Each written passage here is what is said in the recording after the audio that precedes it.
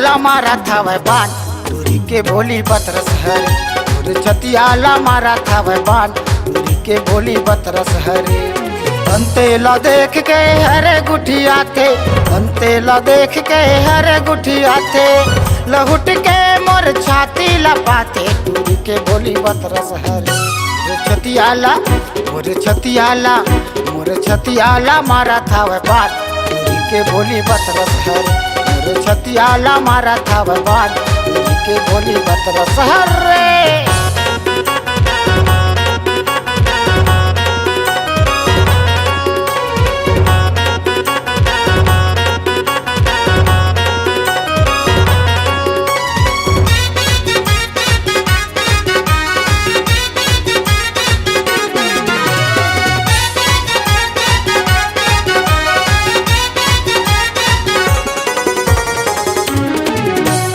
आखी दिखे बरछी भाला कटार, बंदूक कस गोली गोली हो गए यार पार। कौन गनी काये समझते अपनला, आगू पाछू मा घुमाते पूरा मनला।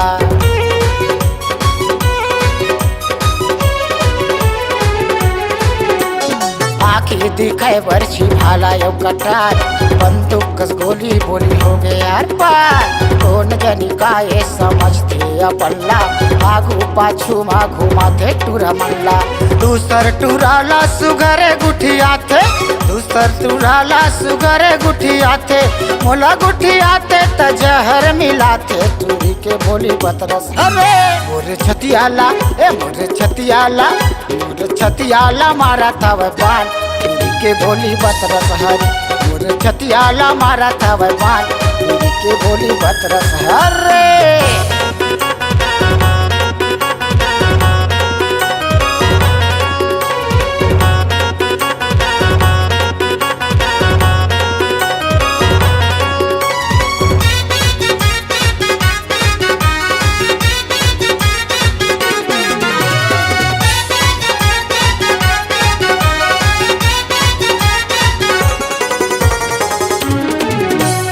कॉलेज जावते टूरी ऐसे मटक के, पुस्तक लधरे हवा छाती में चिपक के, हाथ में धरे टूरी चाइना मोबाइल, देख के टूरा मल्ला मारा इस स्टाइल।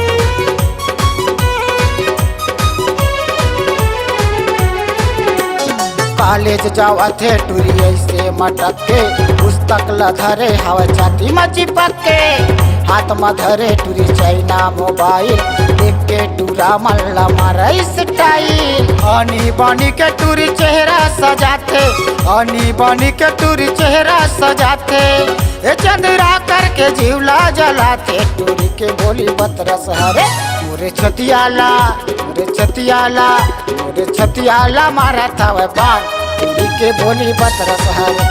मोरे छतियाला मारा था वह बान दूरी के बोली बतरस हरे।